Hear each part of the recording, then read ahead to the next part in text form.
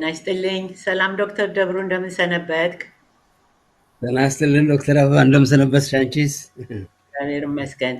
የዛሬው ውይይታችን ትኩረት የምናደርገው ብለሃል በኢትዮጵያ ወጣት ላይ ነው ወጣቶች ላይ ነው እና እስቲ ምን ሁኔታ ላይ ነው ወጣቱ? ምንስ ቢያደርግ ይሻለዋል?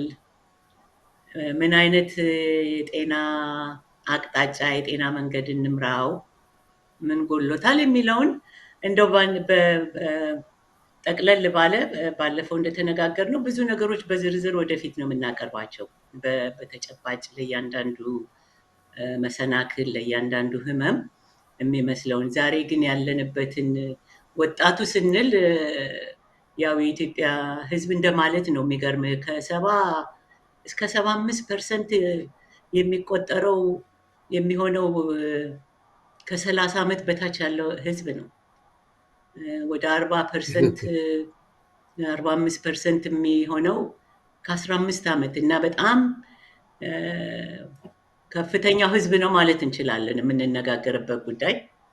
እስኪ እንዴት ነው የምንመለከተው? ምን ላይ ያለ ይመስልሃል? እሺ እንደው ወጣቱ ስናነሳ ዛሬ ምናልባት ሰሞኑን ባሩሲ የተፈጀው የአማራ ተዋህዶ ቤተክርስቲያን አባላት ጠቅላላውን አባላት እንደውም እንደ ፈሊጥ ተደርጎ የተዋህዶ ብቻ ይባላል። አማራ መባል አይፈለግም። የሚደንቀው አድራጊዎቹ ብቻ አይደሉም። የቀረውም ዜና አውታር ምንድነው ፈረንጅ ቦል ፖይንት መርሰነሪ ይላቸዋል። ይሄ የብዕር መሸጦ ማን ነው ምንደኞች አማራ ማለት የአማራን ወንጀል በአደባባይ በህገ መንግስት አማራ እንዲፈጅ መደረጉን ለመካድ ይጥሩ ይመስል እና ይህን ሰሞን ያው በርካታ ቦታ አሩሲ ውስጥ እስከ የ2 ዓመት ህፃን ጭምር ጨፍጭፈዋል። እነ መርዳሳ እነ ገርባው ያው የዚህ የወራሪው መንግስት ይህን አድርጎ ጳጳስ ተብዬው አሩሲ ጳጳስ ያሬድ ይባላል አሉ። አንተ ነው እሱ አንተም ይበዛበታል እና ጳጳስ ተብዬውም ማን ነው የሚባለው ስሙን አላውቅም። ወያኔ ትግሬው ማቲያስ ነው የሚባሉት የሚባለው። አዎ እንደውም ተፈጃት በሉ ብለው አዘዙ አሉ። ፍጅቱን በአደባባይ እንዳይገለጽ። እንግዲህ በእውነት ቃላት አይገልጸው ህሊና ያለውን ሰው ስሜት እንዲህ አይነት ግፍ እየተፈጸመ ነው እና እግዚአብሔር አእምሮ ሰጥቶናል፣ ጉልበት ሰጥቶናል። በትንሹ ምዕመናኑን ራስን እንዲያድርግ ብሎ ማለት ሲገባ የሚያከላክል ቤተክርስቲያን ኢትዮጵያን ቤተክርስቲያን ያጎደፉ ያረከሱ ለአማራው ፍጅት አይነተኛ ሚና ያላቸው ሰዎች መሆናቸው ሊሰመርበት ይገባል። የኢትዮጵያ ቤተክርስቲያን የተዋህዶን ቤተክርስቲያን ያረከሱ ካህናት ተብዬዎችና እንደው ለተረፉ ዘመዶቻቸው ለዘመዶቻችን ብርታቱን ይስጥ እና ያለበትን ስጋት ለመገመት አንስም ማለት ለመገመት አያቅትም። ዛሬ ወጣት ኢትዮጵያ ውስጥ ያለበትን ስጋት ኦሮሚያ በሚባለው ወረው በያዙበት ምድር ያለ አማራ በስጋት መኖሩ ነጋ ጠባ። በቀረውም ኢትዮጵያ ውስጥ እንደሚታሰበው እንደምታስታውሹው የዛሬ 5-6 ዓመት 70,000 የዩኒቨርሲቲ ተማሪዎች ነው አማራን ከትምህርት ቤት ያባረረው። እነኚህ ወራሪዎች በእነሱ ግዛት የሚጠራውን እንትን 70,000 በላይ ነው። ከዚያ ወዲህ ያው የሚገባም የለ። የአማራው ወትሮ ኢትዮጵያን በትምህርትም በምንም በማንኛቸውም አቅፎ ደግፎ ይኖር የነበረው ህዝብ ከትምህርት ገበታ ተለያይቷል። ጦርነት ታውጆበታል። ዳር ሀገር ያለው ያው እያለቀ ምን እያለ ነው። በመሀል ሀገር ያለውም እንዳይማር እንዳይሰራ 6 ሚሊዮን በላይ አማራ ህፃናት ከትምህርት ቤት ገበታ እንትን ብለዋል። ትምህርት ቤታቸው በቦምብ በድሮን ተቃጥሎ የተረፈውም የወራሪ አረመኔ ሰራዊት መፈንጫ ሆኗል እና ጠቅላላውን ዛሬ ኢትዮጵያ ውስጥ ያለው ወጣት አማራው በተለይ ከስራ መታገዱ ብቻ አይደለም መኖር እንዳይችል እንኳ ገሚሱ በስደት በአሽከርነት በግርድና አረብ ሀገር መቀለጃ ሆኖ እንዳይወልድ የሚላክበትን ገንዘብ እንኳን የጠላት መንግስት ነው እየቀረጠ የፈለገውን የሚያደርግበት። እንደቀሩት ሀገሮች ለምሳሌ እንደው ልጥቀሰው እነ ፊሊፒንስ እነ ማነው ስሪላንካ የመሳሰሉ ሀገሮች በኤምባሲ ውስጥ የአምባሳደር ስልጣን ያላቸው የሰራተኛን መብት የሚያስከብሩ ሰዎች ሰራተኞቻቸው በሄዱበት ሀገር ሁሉ ይላካል። 2 ዓመት ተኩል ሰሜን አረቦቹ ሀገር በምሰራበት ጊዜ በአንድ ጊዜ ብቻ 25 ኢትዮጵያኖች ቤይሩት ራሳቸውን ገለዋል። አንዷ ኢትዮጵያ ኤምባሲ በራፍ ላይ ነው ራሷን የገደለችው። የሚደርስባትን ግፍ ልትገልጽ ሄዳ ከዛ ለአረቦች ቀጣሪዎቿ የወያኔ ባለስልጣኖች ሰጥተው ራሷን ገደለች። ይሄ 25 እዛ በነበርኩበት በአንድ ዓመት ጊዜ ብቻ ነው እና ከትምህርት ገበታው እንትን ተብሎ ቤት ንብረታቸው እየፈረሰ ከነበሩበት መንደር ፎቅ ላይ እንዲኖሩ ከማያውቋቸው እንግዲህ አንቺ የአእምሮ ስነ ልቦና ባለሙያ እንደሆንሽ ምን ሊያስከትል እንደሚችል ለመገንዘብ እንትን አይልም። እንደው ይሄን ካነሳው ላይ ቀር አንዳንድ እንትን ልጥቀስ።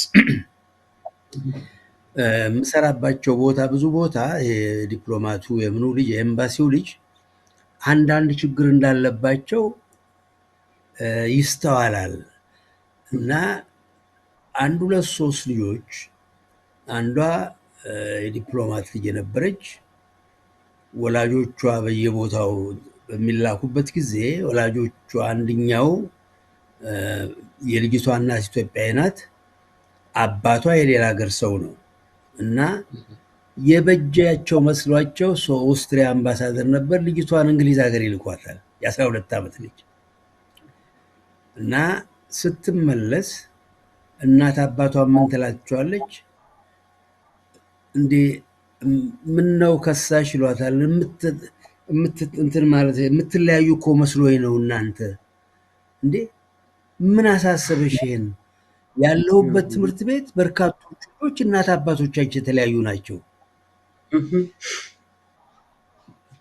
እንግዲህ እቺ ልጅ አሁን በ50 ስንት ዘመኗ ምን የመሰለች ልጅ አልወለደች አላገባች ሳይኪያትሪክ ሆስፒታል አእምሮ እንትን ውስጥ ነው ያለችው። 4 5 እንዲህ አይነት አጋጣሚ እንትን እላለሁ።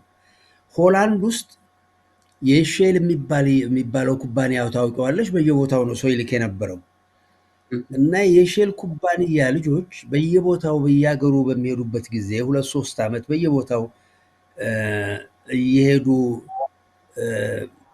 ፈረንጅ እንደሚለው ሊተከሉ ስለማይችሉ ምንም ቅርስም ምንም ፈረንጅም ይላል የሚንከባለል ድንጋይ የድንጋይ ሽበት አይዝም ይላል። ሮሊንግ ስቶንስ ጋዘር ኖ ሞስ ይላል። ጓደኞቻቸውን ትተው በየቦታው እንትን በሚሉበት ጊዜ ከፍ በሚሉበት ጊዜ አእምሮ ችግር ይገጥማቸዋል። እንግዲህ እኛ ሀገር ውስጥ ዛሬ በዚህ በመከራ ላይ ያሉ እንትኖች በየቦታው ከትምህርት ቤት ትምህርት በየአዲስ አበባ ውስጥ ያለው ከኖረበት ቅድመ አያቶቻቸው ከኖሩበት ሰፈር ቤታቸው ፈርሶ ከትምህርት ቤታቸው ከጓደኞቻቸው ተለያይተው ገሚሱ ሜዳ ላይ ነው፣ ገሚሱ ትምህርት ቤት ላይ ነው እና ያለው እንትን የዛሬ 3-4 ዓመት ቤት በሚያፈርሱበት ጊዜ ጣሊያኖች የሰሩት የአስበስተስ ቤት ነበረ። አስበስተስ በሚፈርስበት ጊዜ ብናኙ እሳምባ ገብቶ የማይዳንበት ካንሰር ይፈጥራል። አንጀትም ውስጥ ቢገባ ያን ተመሳሳይ ካንሰር ይፈጥራል። የሚዳንበት ምንም የሌለው ያን በዛ የተለከፈ ለሞት ነው የሚዳረገው እና የዛሬ 3-4 ዓመት ቤት ያፈርሱበት ነበር። ያ ሁሉ ሰው ለዛ ይጋለጥ ነበር። ያ ሳያንስ እንደገና ዛሬ ቤቱ እየፈረሰበት ነው። ትምህርት ቤት ትምህርቱን እንኳ በወጉ ቢጨርስ ዛሬ ህፃናቶቹ የአራቱን ቋንቋ ካልተናገሩ ወላጆቻቸው ከፍለው ገንዘብ የነኝን አንተና አንቺን የማይለይ እርሶና አንተን የማያውቅ የባዕድ የወራሪ ቋንቋ እንዲማሩ መደረጋቸው እንግዲህ የአእምሮ ችግር ምናልባት ዛሬ አይደለም የሚታየው ከረጅም ጊዜ በኋላ ነው እና ለዚህ ሁሉ ነው የተዳረገው። እንግዲህ ከስራ ተባሮ ከትምህርት ቤት እንትን መዝናኛ ቦታ የለው፣ መጫወቻ ልጆች የኳስ እንኳ መጫወቻ ቦታ ያላቸው እና የትምህርት መዝናኛ የዛፍ መናፈሻም የሌለበት መጽሐፍት ቤት የሌለበት እና ዛሬ ከትምህርት ቤት ከዩኒቨርሲቲ ከምን የሚባረረውን ብርሃኑ ጁላ የሚባለው ለአራዊቱ ሰራዊት አስገብቶ እንደገና ሊያስፈጅ እና ምኑ ተጠቅሶ ግማሹ እጽ ውስጥ ገብቷል። በጫቱ በአረቄው በምኑ ከፈረንጅ ሀገር የሚመጣው እጽ ያልተበከለ ህፃን አለ ለማለት አይቻልም። ወጣት እና ተስፋ ቆርጦ እዚህ ባለበት እና ምን ያህል የፈረንጅ የሚለው ታይም ቦምብ የሚለው አይነት ነው፣ የጊዜ እንትን ነው እና አገሪቷ በመፈራረስ ላይ ናት ያለችው ማለት በቀረውም የአረመኔዎቹን ሳይሆን ጠቅላላውን ኢትዮጵያ ላይ እንትን እና እንደው ባጭሩ ይሄን ልበል ማለት ነው ዝርዝሩ ከመግባታችን በፊት። አሁን እኮ በዝርዝሩ በምንገባበት ጊዜ ዶክተር ደብሩ በእርግጥ ያለውን ችግር ማሳየቱ ለሚኖረውም ሰው ለወጣቱ መጠቆሙ ራሱን እንዳያውቅና እንዲሸፈን ስላደረገው የተጎዳውንም ነገር ማሳየቱ ስለሚጠቅም ብለን ነው የምናነሳው። እዛ ላይ የምንውልበት አይደለም። ቅድም አንተ ካነሳኸው የቤተክርስቲያን ጉዳይ አንስተሃል። እሱ ራሱን ችሎ የምንነጋገርበት ጉዳይ ነው። እነዚህ 3-4 ነገሮች ልበል እንደው ለወደፊት አሁንም ያለው ወጣት እንዲያስብ እንዲወያይ ነው የኛ ዓላማ አይደለም። መልካም መንገድ፣ የጤና መንገድ፣ የተሻለ መንገድ፣ ዘላቂ ህይወት የሚሰጥ መንገድ የሚሰጠውን ሀሳብ በድፍኑ እየወረወርን እነሱ ግን እየበታተኑ እንዲያጠኑት ነው። አንድ ሀገር ህልውና ቀጣይነት የሚወሰነው በወጣቱ ሚና ነው። የወጣቱ ህይወት የሀገሪቷ እንኳን የኛ 70-75% ወጣት የሆነበት ቀርቶ ለሌላው ማህበረሰብ የአንድን ህዝብ ወደፊት ምንነትና ማንነት የአንድን ሀገር እንደ ማህበረሰብ በጋራ ባለው እንትን ላይ የሚወሰነው በወጣቱ ነው። ወጣቱ ምን ላይ አለ? አሁን ላልከው ሀገር ያፈርሳል ላልከው ወጣቱ በምን ሁኔታ ላይ ይገኛል ስንል የነገዋ ኢትዮጵያ ምን ትመስላለች፣ የነገው የአማራ ህዝብ ምን ይመስላል የሚለውን ይነግረናል ማለት ነው። ግን 3-4 ነጥብ ላንሳ ያልኩት ምንድን ነው? አንዱ አንተም አንስተዋል። አንድን ሀገር ለማጥፋት ለመቀየር በቁጥርም በህዝብም በሜንታሳይድ በምንለው ባለፈው ብዙ ጊዜ ጠቅሰዋለሁኝ። የአእምሮ ፍጅት አእምሮ የራሱ እንዳይሆን ጄኖሳይድ እንደምንለው በህዝብ እልቂት እንደውም አንተ አንስተህ ያላነሳው ነገር አይወልዱም ብለሃል። ስራዬ ተብሎ በወያኔ ጊዜ የአማራ ወጣት ሴቶች እንዳይወልዱ ተደርጓል ለረዥም ጊዜ እና ያ ስራ ሁሉ አለ። ምንድነው አንድ ህብረተሰብ የሚወሰነው በወጣቱ ህልውና ነው ያለበት ቁመና። የአንድ ሀገር ቁመና የወጣቱ ነው ይባላል። የወጣቱ ምንነትና ማንነት ይወስነዋል። የአንድ ሀገር መልካምነት የዌልነስ መልካም ኑሮን መገለጫ ጥሩ ሀገር መሆኑ ሴቶች በሚይዙት ቦታ ነው ይባላል አይደል? አሁን እንግዲህ ተመልከት የኢትዮጵያን ሴቶች ያሉበትን ሁኔታ እሱን ራሱን ችሎ የምንነጋገርበት ነው። የወጣት የሃይማኖት ቦታዎች በተለይ የኦርቶዶክስ ተዋሕዶ ቤተክርስቲያን ህዝብ ከህዝብ ደግሞ የአማራው ትልና እነዚህ አራት እንደው ለዛሬው እንደው እንደ እንትን በጥቅሉ ለማስቀመጫ እነዚህን የአራት የማህበረሰብ ዋና ዋና ክፍሎች መምታት የዛን ሀገር ህልውና ማጥፋት፣ መቀየር፣ መውረስ ማለት ነው እና ያ ህዝብ እንደ ህዝብ አይኖርም። ቢኖርም ዝም ብሎ ሙልጭ አድርገው ባያጠፉትም ራሱን አይሆንም። ወጣቱ በባህሪው ለምንድን ነው ወጣት ታርጌት ኢላማ የሚሆነው ስትል ካስታወስክ ወያኔ እንደገባ ትልቅ የሐሰት ትርክት ዘመቻ በወጣቱ ላይ ነው የተደረገው። ትምህርት ቤት አለ ብለው በእነሱም ጊዜ በገቡት የትምህርት ቤት ሁኔታ ላይ ብትመለከት የሐሰት ትምህርት ይነግሯቸዋል። ያልሆኑትን ወደ ትግል ወደ ራሳቸው ማንነትና የሀገራቸው ባለቤትነት የወደፊት ህልውናን የሚጠብቁ የራሳቸውን ዴስቲኒ የራሳቸውን ኤጀንሲ ውክልና እንዳላቸው እንዳያስቡ የመጀመሪያው ትልቅ ግፊት ይደረግ የነበረው ልክ ዲሞክራሲ ምናምን ሰጠኋችሁ በቃ ደርግን ጥሎ ሰጠኋችሁ ብለው እንደሚያስቡት ዘመቻው ምን ነበረ? ወጣቱ በሩ ክፍት ነው እንድትሄድ፣ ወደ አረብ ሀገር እንድትሄድ፣ ውጭ መውጣት እንዲሰደድ፣ የሌሎች አገሮች ባሪያ እንዲሆን እንጂ በራሱ ሀገር የራሱን ህልውና የራሱን ማንነት የቤቱ የመንግስቱ ባለቤት የሀብት የኢኮኖሚ ባለቤት እንዲሆን አልተደረገም። አንድ አፈናቅለህ በመስደድ የመጀመሪያው ኢላማ የተደረገው በወያኔ ጊዜ ካስታወስክ ወጣቱ ላይ ነበረ። ከወጣቱም ሴቶቹን በየገጠሩ በየምኑ እየመለመሉ እንደ ደላላ ሁሉ ተፈጥሮ በመንግስት ውክልና ደላላ ተፈጥሮ ወደ አረብ ሀገር እኮ ብትሄጂ ያልፍልሻል፣ ዘመዶችሽን እንዲህ ታደርጊያለሽ። አሁን ተዳከምንና እንደ ሁሉ ነገር የዓለም አቀፍ የኢትዮጵያ ሴቶች ድርጅት የድሮውን ያህል እንቅስቃሴ የለንም። ግን ያን ጊዜ አሁን ያልካቸው 25 ሴቶች ራሳቸውን አጠፉ የሚለው ከድጃ የምትባል በሷ ነው ንቅናቄውን የጀመርነው። ከፎቅ እየተወረወሩ ሲሄዱ እንዴት ተደርገው እንደሚኖሩ ያን ሁሉ ከፍተኛ ትግል እናደርግ ነበረ። እነዚህ ወጣት ሴቶች ናቸው በ18 በ17 በ16 ዓመታቸው ለራሳቸው ከወጣት ባህሪ የሚለይ ስራ ተሰጣቸው። አይ አማራው አማራ እንዳይሆን፣ ተዋሕዶ ቤተክርስቲያን ተዋሕዶ እንዳትሆን እንደተደረገው ሁሉ ማለት ነው። በባህሪ ዝም ብለህ ነኝ ምናምን ብትለው ጥቅም የለውም ካልተገለጸ። ወጣቱም የወጣትን ባህሪ የወጣት ምንነትን ወጣት ትጉህ ነው፣ ብዙ የወደፊት እይታ አለው፣ ወጣት ደፋር ነው። እነዚህ የተፈጥሮ ባህሪዎች ናቸው። እነዚህ የተፈጥሮ ባህሪ እንዳይገልጽ ወጣት ፈሪ እንዲሆን ወደኋላ አንተ የምትናገረውን እኔ የምናገረውን ያህል መናገር የሚፈሩ ናቸው። ኧረ ተው ምናምን የሚሉ ናቸው። ይህ የተገላቢጦች ነው። አየህ ማንነትን የውስጣዊ ይሄ የተፈጥሮ ባህሪ ነው። የአንጎላችን እድገት የሚፈቅደው ነው ይሄን ሁሉ እና ወጣቱ ወጣት እንዳይሆን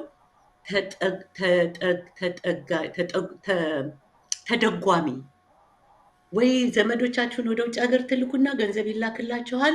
ዝም ብላችሁ ትውላላችሁ። ዝም ብለህ ያብደለደልክ ትኖራለህ። ያ ማውደልደል አይደለም፣ ማንነቱን እየገደለ ነው። ቅድም የዘረዘርካቸው ድካሞች ሁሉ ጉዳቶች በሙሉ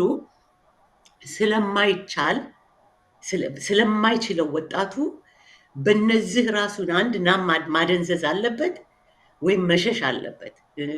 ባህር እያቋረጡ በየሄዱ በመሞት ቅድም እንዳልኩት በአረብ ሀገር እንደገና ደግሞ ቁጭ ብሎ ካሰበ ምን ሆኜ ነው ብሎ ሊታገል ነው ማለት ነው። ያን እንዳያደርግ እኔ ከስፖርት ጀምሮ እኔ ኳስ እወዳለሁ በጣም ከልጅነት የጀምሮ ኳስ ማየት መጥፎ አይደለም፣ መጫወትም መጥፎ አይደለም። ግን የተደረገበት ለናሚኝ ነው፣ ለማደንዘዣ በቃ የዕለት ምግቡን ካገኘ ወይም ደግሞ ዘመድ ካለው ተልኮለት ደንዝዞ እንዲውል እንጂ አገርን ቀይሮ የራሱን ህይወት ባለቤት እንዲሆን አለመደረጉ ከስፖርት ጀምረህ ጫት እኔ የተወለድኩበት አካባቢ የሚቃምበት ሀገር ነው፣ ግን ስርዓት የነበረው ነው። ዛሬ ጫትም በለው አልኮሆል በለው ቅድም የጠቀስካቸው የውጭ ሀገር እጽ በሱስ እንዲያዝ እና ራሱን እንዳይሆን ይሄ ሱስ ደግሞ ሱስ ብቻ ሳይሆን የሚሆነው አዲክሽኑ ከአእምሮ ህመም ጋር አብሮ ተያይዞ ይመጣል። ወይ አእምሮ ህመምን ይፈጥራል፣ ወይ አእምሮ ህመም የነበረበት ሰው ነው ለማደንዘዣ የሚወስደው ማለት ነው። እና ስታስበው በጣም ቅድም ያልከው ትምህርት ቤት ስራዬ ተብሎ ለምን እነ ብርሃኑ ነጋ የትምህርት ሚኒስተር ሆኑ? ብርሃኑ ነጋ ይጥላል፣ ብርሃኑ ጁላ ይቀበላል ይላሉ። ኢትዮጵያ ውስጥ ሰው ገብቶት ከትምህርት ቤት ታባረዋለህ። ትምህርቱ የሚመጥን ትምህርት አይደለም፣ እስኪል የለውም። አሉ እንኳ ተብሎ የተማሩት ከችሎታና ከሙያ ጋር አብሮ የሚሄድ አይደለም። እና የኢትዮጵያ ወጣት ስንል እንዳለ የኢትዮጵያ ህዝብ እንደማለት ነው ከቁጥሩም አንጻር። እና እነዚህን ሁሉ ቅድም ያነሳኸውን ባሩሲም አሁንም የሚገደለው ወጣት ነው። እኔ እንደውም ኢትዮጵያ ወዴት የሚል መድረክ አልፎ አልፎ እሳተፋለሁ ሲጋብዙኝና አንድ ከሚያደርጉት ነገር ያኔ እኔ አማርኛው ራሱ ይቸግረኛል። የታገቱ ማለት ደብሩ እንደ ከብት ሰው ሲታገት አይደል ተለምዶ እንላለን። እና እነዛ የኮሌጅ ተማሪዎች የተወሰዱት አንድ ሁለት ወንዶች ነበሩ፣ ወጣት ሴቶች። እስካሁን ድረስ ማንም ቆጣሪ የላቸውም። እና እዛ ዩቲዩብ እነሱ ውይይት ላይ ስገባ በየቀኑ ቁጥሩን 1000 2000 እያሉ ይቆጥራሉ። እንድናስበው ነው፣ እንዳንደነዝዝ፣ እንድናስታውሳቸው፣ እንዲቀሰቀስ መንፈሳችን ነው። እና አሁንም እንዳልከው ግድያው አላቆመም፣ ሊያቆምም አይችልም እኛ እስካላስቆም ነው ድረስ። ሊያስቆም የሚችለው ደግሞ ወጣቱ ነው፣ ሌላ አይደለም፣ ባለቤቱ። የእናንተ ከፊታችን ያለው ቁጥር አነስተኛ ነው የህይወት ዘመናችን፣ እነሱ ግን በጣም ሰፊ ዘመን ነው ያላቸው። ዛሬ ወጣቱ የራሱ ባለቤት የራሱ ፖለቲካና ምን ይሏቸው ነበር በወያኔ ጊዜ?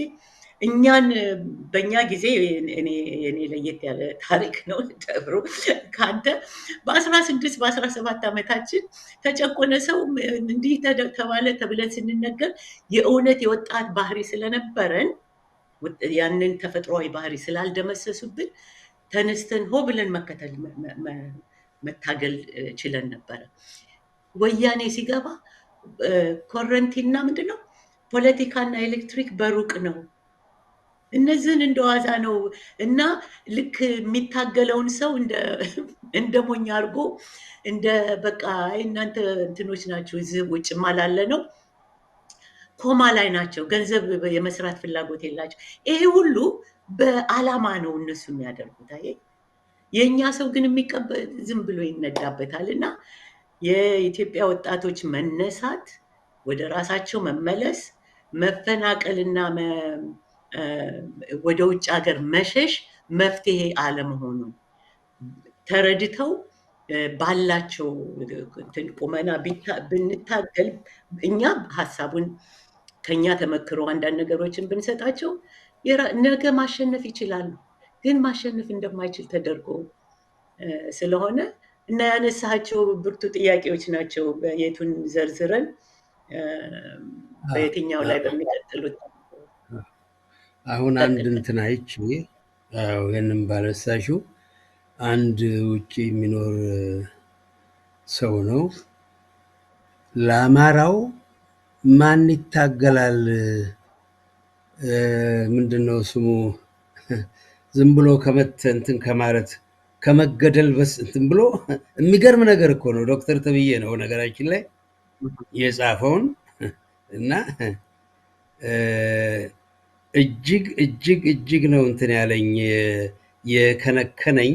እና እንግዲህ ኢትዮጵያን የምታህል ሀገር ሌሎችን ከባዕዳንና ከባንዳ ዝርዮችና ዛሬ ኢትዮጵያን በክፉ ጊዜ ሁሉ ሲገሉ፣ ሲዘርፉ፣ ሲሰልቡ የኖሩ የነበሩ አረመኔዎችን ልክ ያስገባ የነበረ አማራ ዛሬ ማን ይድረስለት ብሎ እኮ ነው እንትን የሚለው። እና እጅግ ያባከንኩት ጊዜም ቀላል አይደለም። እሱን አርቄ ለበርካታው ስልክ እንዳያበላሽ ማንዳለቴ ነው። እና ምንድን ነበረ በሀሳብ የመጣልኝ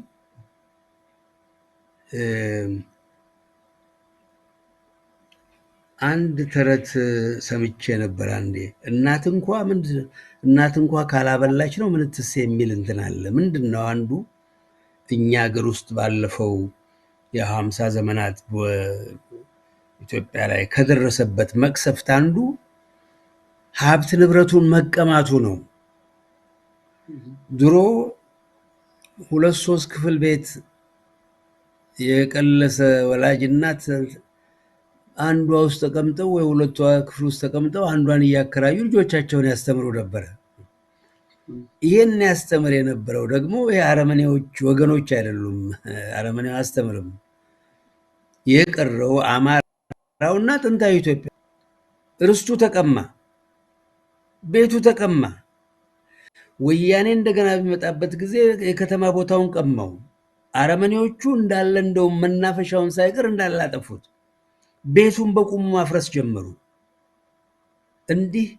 እንግዲህ እድሜ ልኩን ከምድሩ ጋር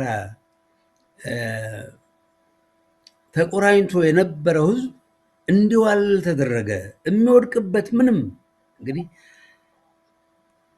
ርስትን ያህል ነገር የተነፈገ ህዝብ የትም ሀገር አንድ ሰው ቢከፋው እንኳ እንደው ከመንግስት ስራ ፊታውራሪ ተክለሐዋርያት እኛ በ7 ዓመታቸው ነበር እንደውም በነገራችን ላይ አድዋ የዘመቱት እና እኚህ ሰውዬ ሂርና ነው የመጡት ከውጭ ከእንትን ካሉ በኋላ በጠላት ጊዜ እንትን ነበሩ። ከራሻ በኋላ የለም። ከዛ በኋላ ከጃንሆይ ጋር በሆነ እንትን ተብለው እሳቸው ከመጡ በኋላ ይሁን ውጭ ሀገር ነበሩ። ብዙ ማደጋስካር፣ አረብ ሀገር በስተርጅና ነው ለጡረታ የመጡት እና እዛች እኔ የተወለድኩበት አካባቢ እንደውም ከቅድመ አያቴ ከመምሬ ዛማኔል ኩታ ገጠም ነው ርስታቸው በአንድ በኩል። እኚህ ሰውዬ ከአፄ ኃይለ ሥላሴ በእድሜ 11 ዓመት ይበልጣሉ። እሳቸው የዘመናዊ ትምህርት ያላቸው ናቸው። ከቀሩት መኳንንት ጋር በምንም ሊስማሙ አልቻሉም። ግብር በፈለገው ነበረ እንትን ያደርግ የነበረው። ግብር በሐረርጌ ይጥላሉ፣ ለሚደረገው ለመንግስት ስራ ይዋል ይላሉ። እሳቸው ከቦልሸቪክ ሬቮሉሽን በፊት ነው ራሻ የተማሩት፣ ግን ያው በስርዓት ነው። ይሄ ማድረጋቸው ጭምር በመንግስት ያስጠላቸውና ስደተኛ ነበሩ። በስተርጅና ልጃቸው ሚኒስቴር ስለነበሩ በዚያ ነው የመጡት። ይህን የማነሳው ምንድን ነው ማኩረፊያ ሀገራቸው መሬት እንትን ብለው መሬታቸው ከመንግስት ጋር ግንኙነት የለኝም ብለው ዛሬ ያን ሊያደርግ የሚችልበትን መንገድ የለው። ዛሬ የታሰረ ህዝብ ነው። ወጣቱ መሸሻም የለው። የአባቴ እናቱ ሩስ ተቀምጧል፣ ቤቱ ተቀምጧል። የረባ ትምህርት እንዳይማር ተደርጓል። ጠቅላላውን ውጭ ሀገር እንኳ ሄዶ ሰው ሊሆን እንዳይችል ከስነ ስርዓት የአረመኔ ስነ ስርዓት እንዲቀበል ተደርጓል። እነኚህ ባዕዳን ጨዋነት የሚባል ነገር ያልፈጠረባቸው እኔ ባደግኩበት ሀገር የሚሳደቡት ስድብ በእውነት ለመስማትም እንትን የሚያሰኝ ነው። እንግዲህ የነሱ መንፈስ ነው ዛሬ በኢትዮጵያ ውስጥ የሰረጸው የእነኛ አረመኔዎች።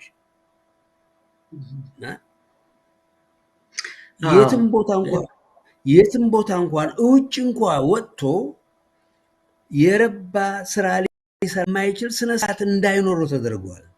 ስነስርዓት ጦርነቱ ባለፉት 50 ዓመታት ጭምር በእነኛ አረመኔዎች በነ መንግስቱ በቀልቤሳ ጨልቤሳው የሚመራ ኢትዮጵያ ከስነ ስርዓት ውጭ የነበረ እንትን ነው እና ጦርነት ነው የተጃው እንትን ያለበት እና ምንድነው አንዱ እግረ መንገዳችን ልናነሳው የሚገባው አውሮፓውያኖች ለረጅም ጊዜ በድህነት ይኖሩ የነበሩ ሰዎች ናቸው።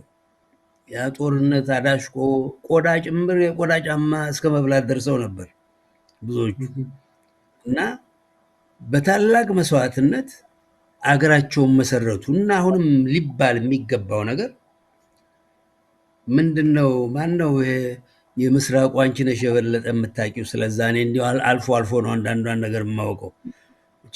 ማው ነው እንዲህ አለ፣ ምን ይቀርበታል ሰንሰለቱ ነው እንጂ ምን አለ ይባላል። እና አሁንም ከነኛ አረመኔዎች መላቀቅ እንጂ ምን እንዳይቀርበት ነው። እና ጠላትን መጋፈጥ ያስፈልጋል ነው።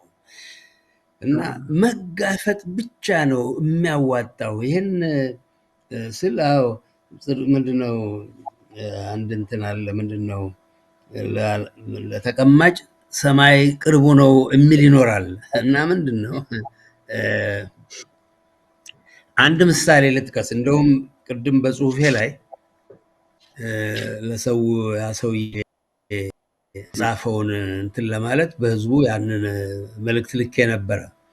ሰው እጅ መስጠት እንዴት እንደሌለበት ምንድን ነው። አሁን እነኝህ አሩሲ የተገደሉትን እግረ መንገድ ሳነሳ ቻይኖች በጃፓኖች በተወረሩበት ጊዜ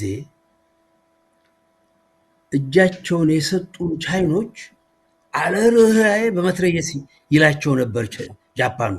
እንዴት አባክ ለሀገር አትዋጋም?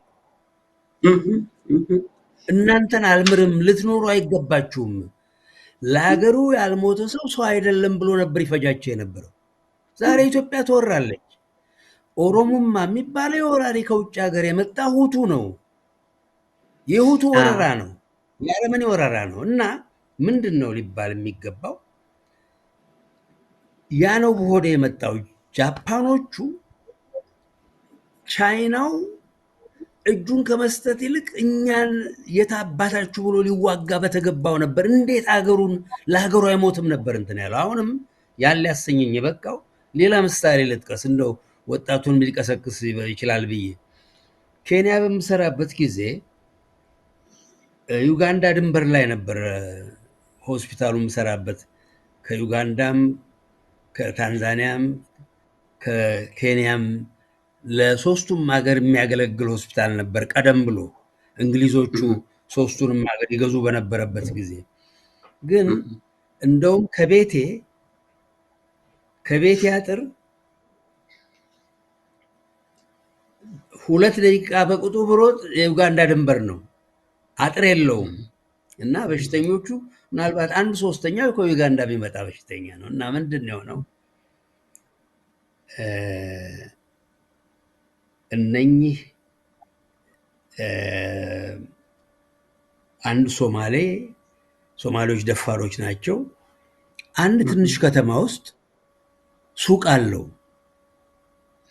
ዩጋንዳ ውስጥ ግርግር ነበር። የዛሬ 40 ዓመት ግድም እኔ እዛ ሄድኩት የዛሬ 39 ዓመት። እና ምንድን ነው የሆነው? ወሬ በሰፊው ወራ ነበር። አንድ ሶማሌ ይሄን አደረገ ተብሎ ማታ ወንበዴ ወታደሮች ሊዘርፉት የውጭ ሀገር ሰው ነው ብለው ሊያስፈራሩት ጥይት እየተኮሱ በሩን ያንጓጓሉ ሊዘርፉ። አጅሬ አንድ አፍታ ቆዩኝ መጣሁ ብሎ ሚስትና ልጆቹን እጓሮ ይሸኝና ሁለቱን እንትን እንዳሉ በሳንጃ አንዱን ይቀበቅብበታል ደረቱ ላይ ጠመንጃ ያዘውን ወታደር። ያን ሲያጋድም ያኛው ብረቱን ትቶ ሸሸ። በማግስቱ ይሄ ዜና ትልቅ ዜና ነበር። ያው እኔማ ጎረቤት ስለነበርኩ የሚደበቅ አልነበረም። ፖሊስ ጣቢያ በማግስቱ ይወስዳል። ይኸው 2 ጠመንጃ ይዞ ይሄዳል። የፖሊስ አዛዡ መርቆት አመስግኖት አንዱ ያንተ ነው ብሎ መረቀለት ይባላል። አሁንም የጠላት መንግስት ነው። ይሄ የጠላት መንግስት ነው። ኢትዮጵያኖች አይደሉም። ኢትዮጵያኖች አለመሆናቸው ብቻ ሳይሆን የጠላት ጠላት ናቸው። ይህንን መንግስት ብሎ መንግስት ይድረስልኝ ብሎ እንትን ማለት እስከ መቼ ነው አማራው እንትን የሚለው? ሌላው ይቅር ነው የምለው እኔ ምንም መላ የለንም። ይሄን የጠላት መንግስት ከማስወገድ ሌላ በሽሽት የምናደርገው ነገር የለም። በሸሸን ቁጥር እነሱ ተደላድሉ ሀገራችን ቀሙ ነው። እና መደረግ ያለበት አንዱ እንትን ይህን የጠላት መንግስት በተገኘው እንትን እነኛ የአርበኞች የጠላት ጊዜ የነበረው አርበኞች ማናት ነገረችን፣ አንቺንም ነግራሻለች። ማዋይሽ ጀግና ማዋሽ ጎንደሬ ገሪማ ናት እና ምንድን ነው ሆዴ ገባ። እሷና ያቺ የሆላንዷ ስደተኛ ማን ነው ጠበቃ የተናገሩት ሆዴ ነው የገባው። ማዋይሽ ምንድን ነው ያለችኝ አንዴ፣ የኢትዮጵያ አርበኛ እኮ አንድ ወጥ ጦር አልነበረም። እያንዳንዱ ሴት ወንደ፣ በተለይ ያማራው ሴቶቹ ሳይቀሩ እያማለሉ የጠላትን እንትን ድራሽ አባት ያጠፉ ነበር ነው ያለችው። እያንዳንዱ እያለቀ ምንም እያለ ይህ ነው መደረግ ያለበት። አገራችን ትወራለች፣ የጠላት ጠላት ነው እና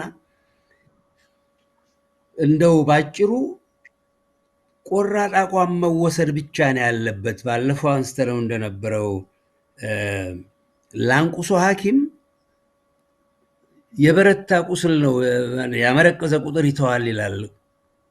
ደፋር ጎበዝ ግን ቀፎ ነው የሚያወጣና የሚጥለው እና እነኝህን ሰዎች የነኝህን መንግስት የነ አብዲሳን ጨቢሳን ምንትስ የነ መርዳሳን የነ ጋቢሳን መንግስት እነኝህን ወራሪዎች እንደ ማንኛውም ከጠላት ከፈረንጅ የባሱ ጠላቶች መሆናቸውን ተረድተን ልንገላገላቸው የሚገቡ መሆናቸውን ያን መንፈስ እያንዳንዱ ሴት ወንዱ የረጅሙን ነው ለልጅ ልጁ ጭምር ነው ማሰብ ያለበት፣ የዛሬውን ብቻ አይደለም። እና ያን እንደው ልበላችሁ ባጭሩ። አንተ አሁን ያልከው ላይ ዶክተር ደብሩ ለመጨመር እና ለየት ያለው እውነታ አሁን ያለንበት ዘመን እያንዳንዱ ሰው ባለፈውም ውይይት ላይ አንስቸው ነበር። የልብ እምቢተኝነት አልገዛም ባይነት ነው የመጀመሪያው። ልብህ ንቁ ሲሆን ህሊናህ ንቁ፣ ንቃተ ህሊና ሲኖርህ፣ ልብህ ሲያውቅ፣ በልብህ ድፍረትን ስታሳድር አልገዛም ማለት ይመጣል። ያ እንዳይሆን ልቡ እንዲሰለብ ንቃት እንዳይኖረው ስለተደረገ ነው። አሁን ያልከው የማዋይሽን ምሳሌ ያነሳኸው በድሮ ጊዜ የነበሩት ሰዎች ኢቭን በድሮ ጊዜ ስለ ፋኖ የፋኖም ህዝባዊ ማንነት ሲባል ሄዶ ይዋጋል። አገር ሰላም ሲሆን መንግስት ስርዓት አለው፣ መዋቅር አለው። የሞናርኪ መንግስት ይሁን ያ ባለበት እያንዳንዱ ቢሸፍትም የሚመክተው ነገር አለ፣ የሚገባበት ነገር አለ። አሁን የተደረገው ምንድን ነው?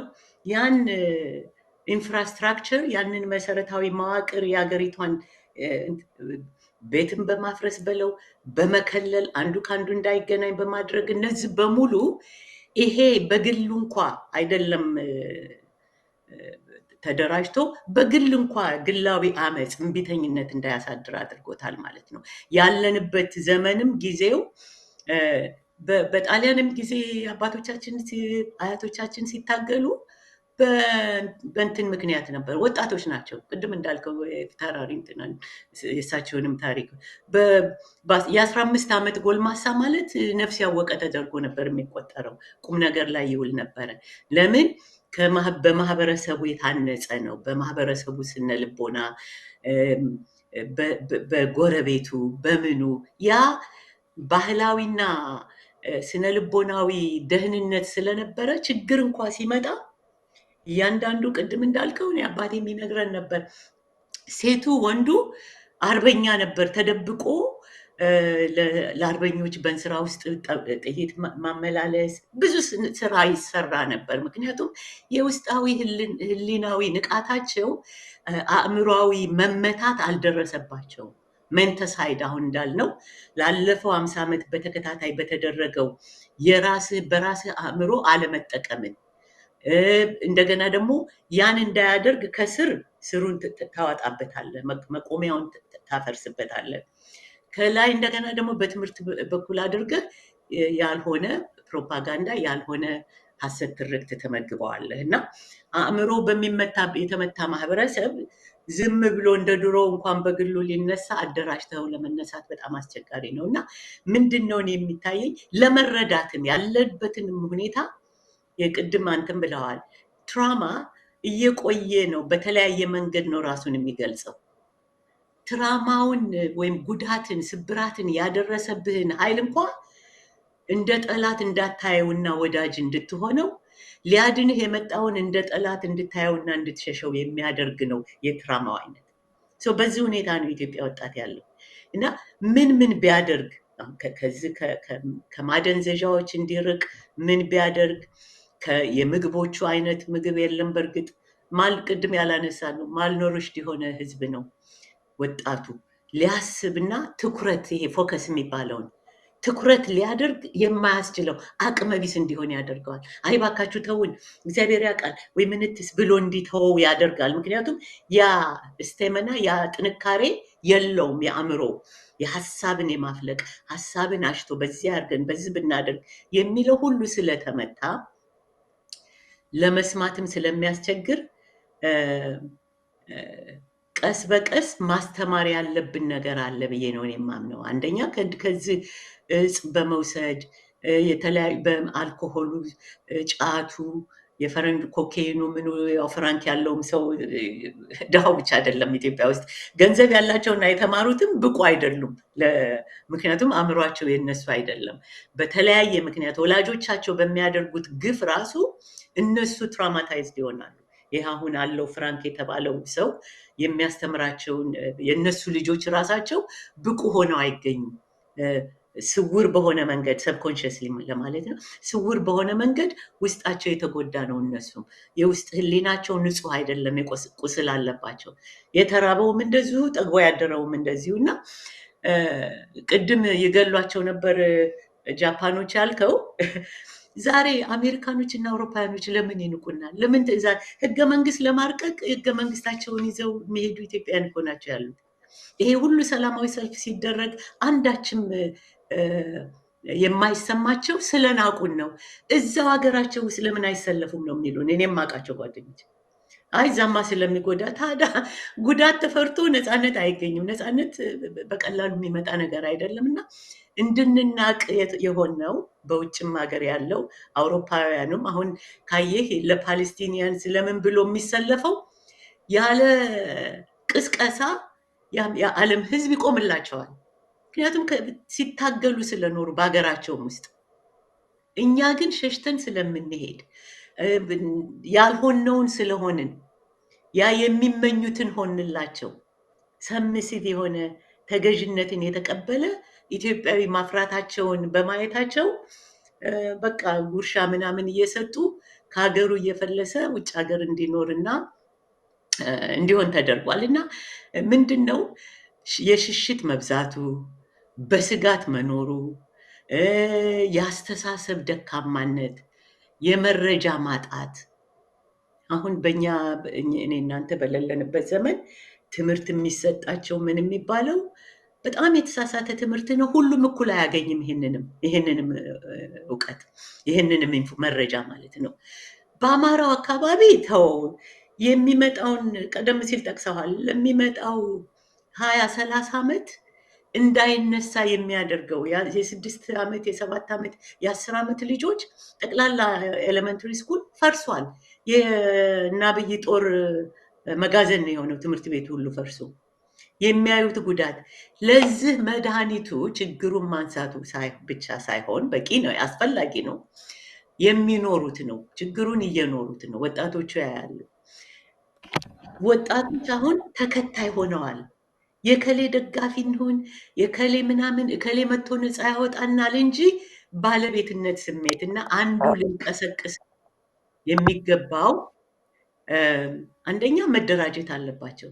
ሊያደራጀው የሚችል አይደለም። አሁን በእኛ ትውልድ ያ ሁሉ ጀግንነት ነበረ የተባለው በኢሃፓ ጊዜ ወጣቱ ሞትን አይፈራም ነበር። ምን የሚባለው ከነበረው ከጥንቱ ትንሽ ትራፊ ስለነበረን የማንነት ትራፊ ስለነበረን ከጥንታዊ አባቶቻችን የወረስነው አልተነካም። ውስጣችን ከላይ ከላይ ነው የምዕራቡ የምስራቁም የምትለው ነገር እንጂ ውስጥ ሰርጾ አለመግባቱ።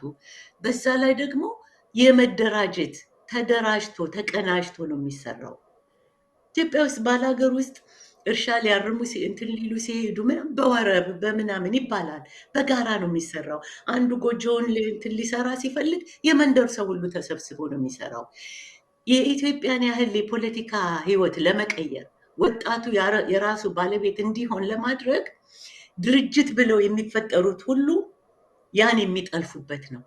የዛን ወጣት ህይወት እኔ ትዝ ይለኛል እሳት የሚባለው ሚዲያ ገና እንደተጀመረ ኢንተርቪው ከተደረጉት አንዷ ነበርኩ ገና እንደጀመሩ እና እዛ መልእክት ላይ ምን አስተላለፍኩኝ? የመጨረሻው መልእክት ወጣቱ ከሀገርህ አትውጣ። ላይ እነመለስ እነ ምናምን በሰላሳ ምናምን ዓመታቸው ነው እና ከሀገራችሁ አትውጡ፣ የሀገራችሁ ባለቤት ሁኑ። ይሄ ለስደት የሚልኳችሁ ዲሞክራሲ ማለት አይደለም። አረብ ሀገር ሄዳችሁ የአረቦች አሽከር መሆን የለባችሁም። እህቶቻችን እንዲህ መሆን ይሄ ነው መልእክቴ ብዬ ሳስተላልፍ እሱ ነው የተቆረጠው። ያን መልእክት ቆረጡት። ከዛ በኋላ እኔም ከነሱ ጋር ተቆራረጥኩኝ። ለምን ውስጣቸው ይሄንን ድርጅት እንኳ ተብሎ የሚቋቋመው እውነተኛ ወጣቱን እንደ መጠቀሚያ መቀስቀሻ፣ ሰላማዊ ሰልፍ ማውጫ መሳሪያ እንጂ የፖለቲካው ስልጣን ባለቤት፣ የሀገሩ ባለቤት፣ የኢኮኖሚ ባለቤት እንዲሆን አልተደረገም። በድርጅትም እንኳን አለ ቢባል ልልህ ነው። ስለዚህ መደራጀት በጣም አስፈላጊ ነው። ወጣቱ በየቡድን ሆነው በተለያየ አጋጣሚ በምንሰጣቸው ትምህርታዊ ነገሮች ራሳቸውን ማነጽ፣ ራሳቸውን ማጽዳት ከዚህ ከተበላሸው አእምሯቸውን ከበከለው ምንድን ነው ዶክተር ደብሩ የሚለው እውነት አለው ወይ ዝም ብሎ ነው እንደዚህ የሚናገረው?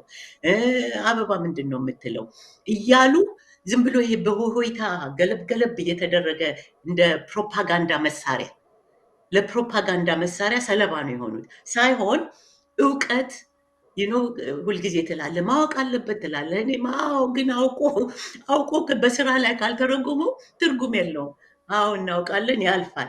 ያን ያወቀውን እንዲዋሃደው አፕላይ ሊያደርገው እንዲችል የራሱ እንዲሆን እንዲሰርጽበት የሚያደርጉ ሂደቶችን መፍጠር አለብን። ይሄም አንዱ ከምንለው ነገር ቁጭ ብላችሁ ተወያዩ። ኳስም ካያችሁ በኋላ ቁጭ ብላችሁ ተወያዩ። አንድ እህት ትሄዳለች አረብ ሀገር መከራዋን አይታ ተደፍራ የአረብ መቤቶች እየተባሉ የነሱን መጫወቻ ሆና የምታመጣውን ገንዘብ እየተቀበሉ ቁጭ ብሎ መብላት መጠጣት እንደ ሽማግሌ ሆኖ ነው እኮ ወጣቱ ተጦሪ ሆነ። አንድ ከቤት ትሄዳለች፣ ይጂ ገንዘብ አምጪ ትባላለች። ይሄ ልክ አይደለም ብለው እርስ በርሳቸው አንዱ ተጨባጭ የምለው ነገር ምንድን ነው? እርስ በርሱ አሁን እንዳልኩት በተማሪው ንቅናቄ ጊዜ አጥፊም ተጠፊም ነበረ። ሁሉም ወጣት ነው። አሁን ቅድም የምትለው እነ መንግስቱ ሁሉ እኮ በወጣት ዘመናቸው ነው። አሁን ግን የ40 ዓመት የ50 ዓመቱ ሰው ነው ወጣት ነኝ የሚለው ወደኋላ ቢኮዝ ምንድን ነው የሚሉት አሉ ደማን ቻይልድ እንደሚሉት ወንድ ሆኖ ጎልማሳ ወንድ ሆኗል፣ ግን ስቲል ቻይልድ ነው ውስጡ እንደምንለው እኛ በሳይኮሎጂ ያ እዛ ላይ ስታግኔት አድርጎ ተቀምጧል። እንደ ታዳጊ ልጅ ሆኗል። ወይ ፈረንጅ ሀገር አውጡኝ ወይ እንደዚህ ሀገር ላኩኝ ነው። እና ምን ለማለት ነው ለእያንዳንዱ አሁን ለደረሰበት፣ ምክንያቱም ወጣቱ ከመነሳት አላቆመም። ካየህ ወያኔ ሲገባ ትልቅ ሰላማዊ ሰልፍ ነው የተደረገው። ሆ ብሎ ነው ወጣቱ የወጣው። ምክንያት የተፈጥሮ ባህሪ ነው። ያን ግን ተንከባክቦ ለግብ የሚያደርሰው ሳይሆን እንዲጨናገፍበት ነው የሆነው። መለስ ማስመታው፣ አሰረው፣ ምን አለው እና ከዛ በኋላ ገፍቶ እንዲሄድ ሳይሆን ተደራጅቶ እንዲፈራና እንዲያሸገሽግ ሆነ። በዚህ ይሄ አብይ የሚባል ኩታራ ደግሞ ከመጣ በኋላ የመጀመሪያው ሳምንታት ውስጥ ታስታውሳላችሁ፣ የሚገለውን ገደለ፣ በሺዎች የሚቆጠሩ እስር ቤት ከተተ። አእምሯቸውን አጥበን ብሬንዋሽ አድርገን እንልክ አስወጥተናቸዋል ነው ያሉት። ለመጠቀሚያ ግን ከአንድ ስርዓት ወደ ሌላው ስርዓት ለመሸጋገሪያ እውነተኛ ስር ነቀል የሆነ ስርዓት ሲመጣ የታገለው ወጣቱ ባለቤት ይሆን ነበር። ያ ሳይሆን ለተወሰኑ ቅጥረኞች፣ ለተወሰኑ ለውጭ አዳሪዎች ኃይሎች አሳልፎ እንዲሰጥ ሆነ። ይህ ማነው? ቄሮ ተባለ፣ ፋኖ ተነሳ፣ የአማራው ወጣት የኦሮሞ ደምደሜ ነው ምን ትሳለ ተነሳ። ያንን አሁን ተቀማ። አሁንም መጠንቀቅ ያለበት አሁንም ራሱ ያላደራጀው በራሱ ባለቤትነት የራሱን መርህ አውጥቶ በመርህ የሚመራ ነገር ካላመጣ ለሚቀጥሉት ደግሞ አስመሳይ ገዢዎች ይሄ መሰረታዊ ለውጥ ሳይመጣ እንዲሁ ዝም ብሎ አብይን ቀንሰን ይሄንኑ አድበስብሰን እንሄዳለን ለሚለው ነገ ምንድን ነው የሚያደርጉት? ሳይደራጅ መከታ ሳይኖረው ሰልፍ እንዲወጣ ይደረጋል በሰላማዊ ትግል ሰበብ። እኔ ሰላማዊ ትግል የሚል ነገር አላም። ትግልና ሰላም አንድ ላይ ሄዱ። እምቢተኝነት፣ ማመፅ። አሁን በዚህ በእኛ አካባቢ ታያለህ አይደል? ሰላማዊ ትግል ይቀሰቀሳል። ሰላማዊ ትግል የሚሉት ሰዎች በዘረኛ ፍልስፍና ላይ ማዕቀብ አላደረጉም።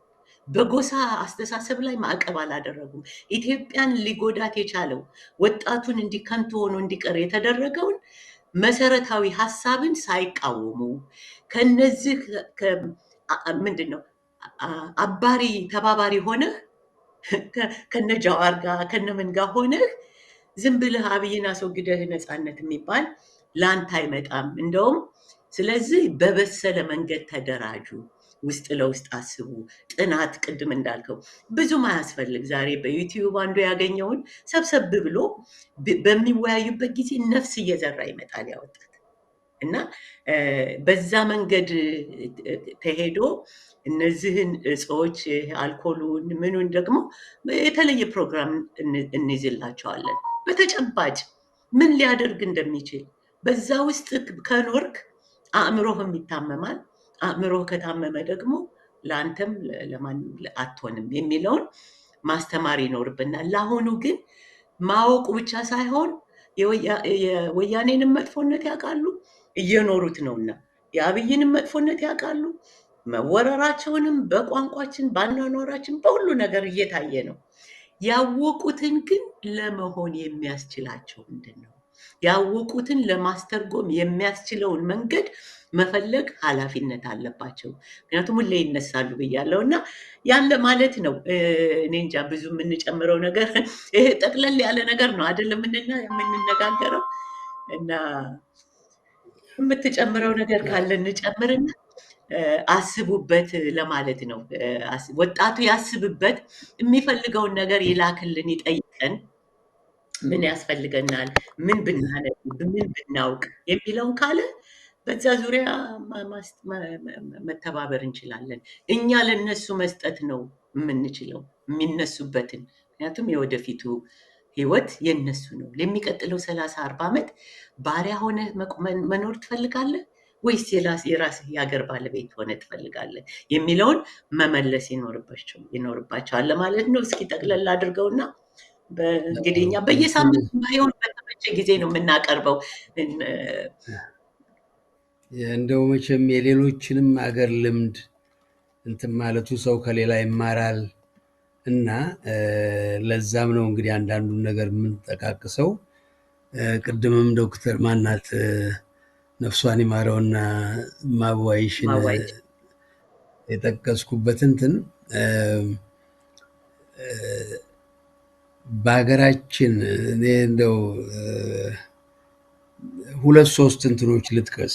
በዛ ደርግ የተባለ ሰውዬ በዚህ በመንግስቱ ጊዜ እንደው አንድ ሰው ውጪ ተምሮ ሐኪም ነው አሉ። ነፍሰ ጡር ሚስቱን ቤት መንግስት ይመራል፣ ሐኪም ነው የወታደር ሐኪም እና ቁልፍ ሊረከብ ሲል በጉቦ ለሌላ ይሰጡበታል። ያ የተበለሻሸ ስርዓት የሌለበት እንትን ስለነበር የተቃጠለ ሰው ነውና አቤት ቢል ምንም እንደማይሆን ያውቀዋል። አለቃውን አናግራለሁ ብሎ ሽጉጥ ይዞ ሄዳል። መበርበሪያ ቦታ አለ። ሽጉጡን ያስረክባል። አለቃው ተባለበት ጋር ሄድና በሌላ ሽጉጥ ሰወር አድርጎ ይዞ ነበር፣ ይቆጥርበታል። እኔ አፍሪካ ውስጥ ኬንያ መሰለኝ ሰራ ነበር። ይህን ዜና ሰማለሁኝ። መቼም ጮቤ ነው የመታው የአዲስ አበባ ህዝብ አሉ። ሰው ፈንጥዞ ያን ሰውዬ አጋደመው እና ሌሎችም እንትን ብሎ ነበር መሰለኝ። የቀሩትን አላቅም።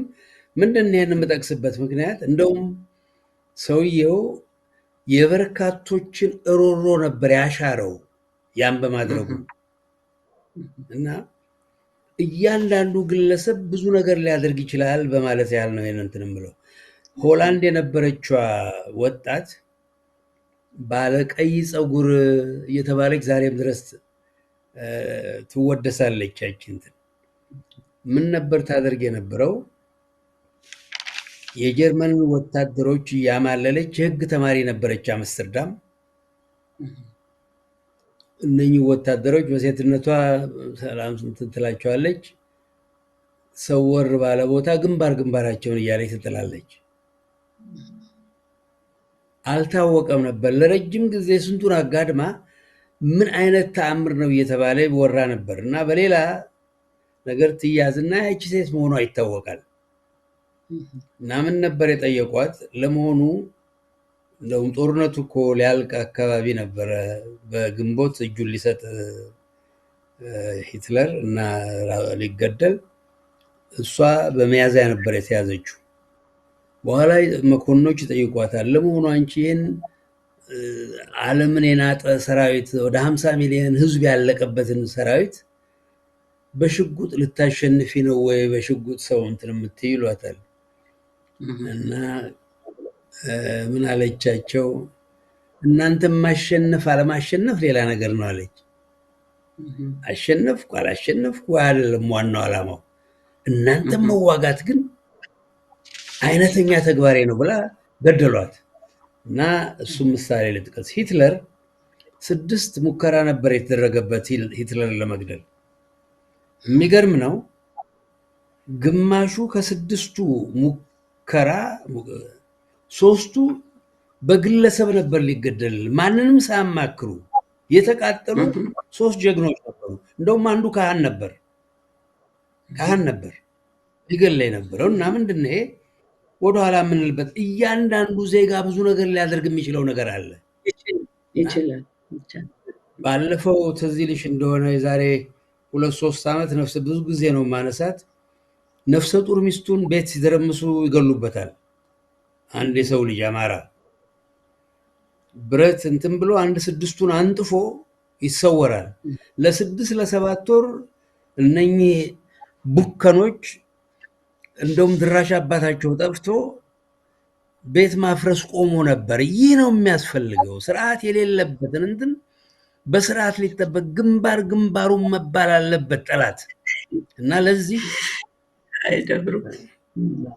እና ማለት እና እንዴ በሽፍቶች ዘመዶች ነበረን እና ምን ግፍ እንትን ያለው ግፍ አንድ ሰውዬ ያደግኩበት አካባቢ ለእንጃ ምናልባት 10-15 ዓመት ሰው ይካድመው ነበረ። የተበደለን ይጠግን ነበር። ሽፍታ ነው እኮ።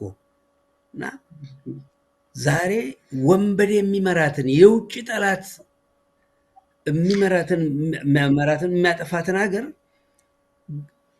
ኃላፊነት አለበት ባለቤቱ እነኝን ሰዎች የማስወገድ ባቤቱት አይደለም፣ ፈረንጅን እጅ እንትን በማለት አይደለም እነኝን። እና እያንዳንዳችን አስፈላጊ የመሰለንን እርምጃ ልንወስድ ይገባል ማለት ነው ባጭሩ።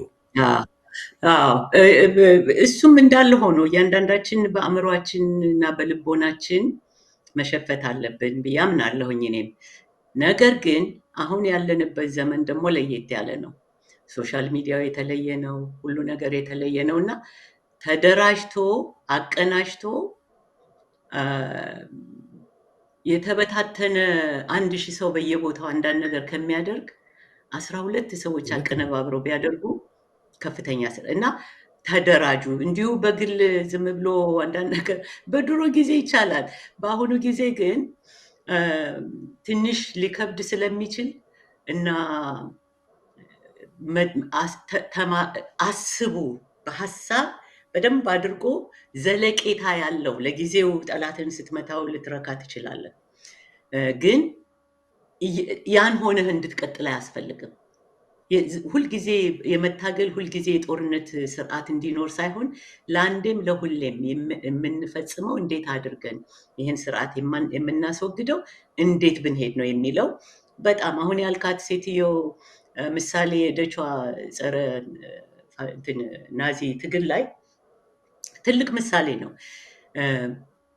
በእኛም ጊዜ አንድ ትልቁ ነገር ገደልኩ አስወገድኩ ያንን ጦር ማለቱ አይደለም። ለህሊናችን እያንዳንዳችን ለህሊናችን ከኔ በላይ ላለ አላማ ማለት ነው። ቅድም ያልኩህ በእኛ ጊዜ በእኛ በሃይ ስኩል ተማሪዎች እኔ ሃይ ስኩል ሆኜ ነው ከደርግ ጋር ትግል የገጠምኩት ማለት ነው። ግን ደርግን ለመጋጠም ሳይሆን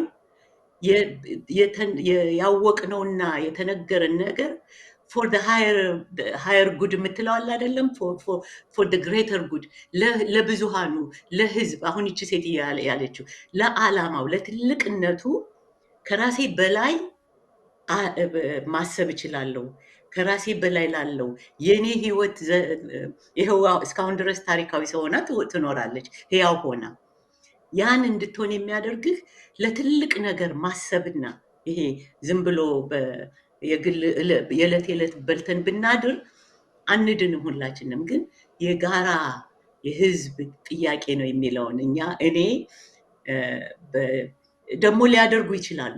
የኛ ወጣት አሁን ባለው ንቃት ሚዲያው ሶሻል ሚዲያው ሁለት ስለት ያለው ሰይፍ ማለት ነው። ወጣትነትም እንደዛው ነው፣ ለጥፋትም ለልማትም ሚዲያውም እንደዛ ነው። ብዙ ነገሮች እኛ የማናውቃቸው ያልነበረን እውቀት አሁን ማግኘት ይችላሉ። በአሁኑ ጊዜ ያለው ወጣት ያን መሰረት አድርገው ሊያጠነክር ከውጭም ሊማሩ የሚችሉትን ነገሮች ሁሉ ወስደው ለሃየር ጉድ አለ አይደለም። ዝም ብሎ ይሄ የቀን ኮንሱመር ዝም ብሎ በልቶ ጠጥቶ የሚሞት ፍጡር ሳይሆኑ ስብዕናቸው ከዛ በላይ ከፍ ያለ መሆኑን እንዲገነዘቡ የሚማሩበት ጊዜ ነው እና እንዳልኩ ደርግን ስንታገል በእኔ ጊዜ የነበሩት እኔ ሃይስኩል ተማሪ ነኝ። የሁለት ልጆች እናት ነበርኩ። ሃይስኩል ሆኜ በተከበበ ቤት ውስጥ ነው ዘልዬ አምልጬ ከተላከብን ከከበበን ጦር ዘልዬ አምልጬ በበረሃ በአፋር በውጭ በአረብ ሀገር በስደት ይሄ የ40 ዓመት በፊት ማለት ነው እንግዲህ አሁን እንደሚሰደዱት ከዛ አንድ ሀገር ድረስ ሆላንድ ድረስ እስክደርስ ድረስ በዛ መንገድ ነው ሄድኩት። ያ መንገድ ፒቲኤስዲ እንላለን አይደል? ይሄ ፖስት ትራውማቲክ ስትረስ ዲስኦርደር የምንለው ትራማ ጉዳት ያስከትላል እንደምንለው ትራማ ግሮውት ያስከትላል፣ እድገትንም ያመጣል። ስለዚህ ሁልጊዜ ጉዳት ያን ሆነን የኔ ቢጤዎቹ ጥቂቶችን ብንሆን የተረፍነው ያን ሁሉ መከራ ካሳለፍኩ በኋላ የመማረርና የመናጤ ህዝብ ያመንትስ አላልኩም። አሁንም ድረስ ካገኘ ነው። ለምን ለትልቅ ዓላማ መሰለፍ፣ ለትልቅ ዓላማ ራስህን ማዋል። ባለፈው ሳምንት አንተም ጠቀስ አድርገዋል። ዝም ብለን ለታይታ የሚያደርጉት አይነት ትግል አይደለም።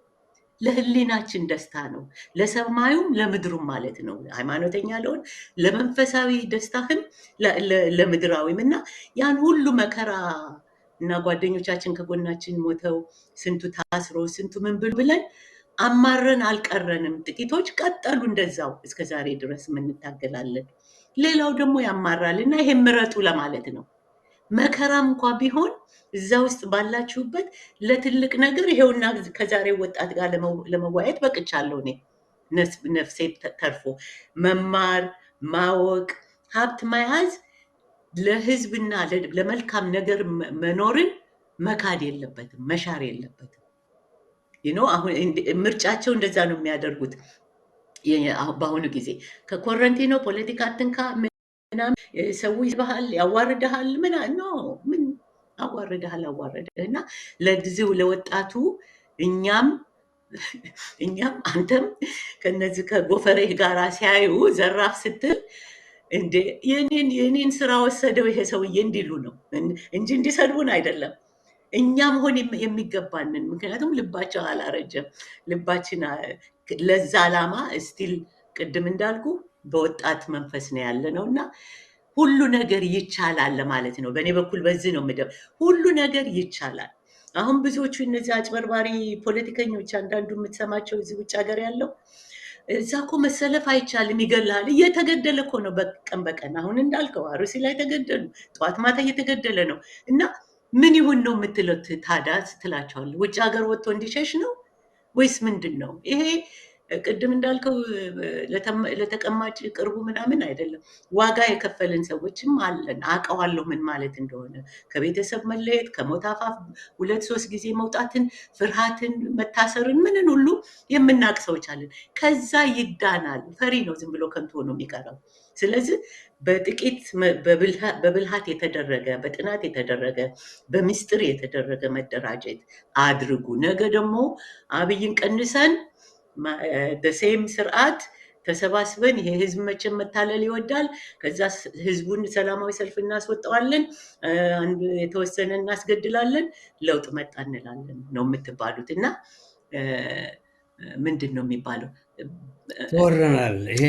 ይሄ ምንድን ጠልቆ ሊገባ የሚገባው ነገር ነው።